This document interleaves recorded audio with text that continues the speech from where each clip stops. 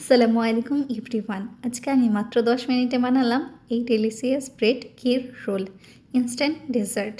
এটার টেস্টের ব্যাপারে কী বা বলবো, নিজে একবার অবশ্যই ট্রাই করে খেয়ে দেখবেন।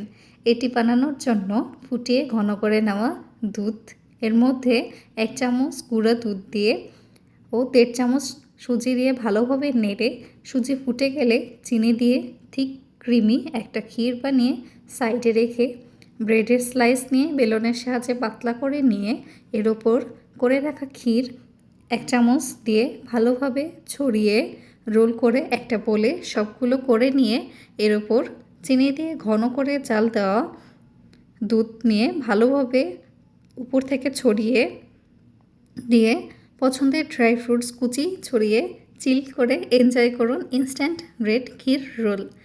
Thank you. সাবস্ক্রাইব করতে ভুলবেন না কিন্তু।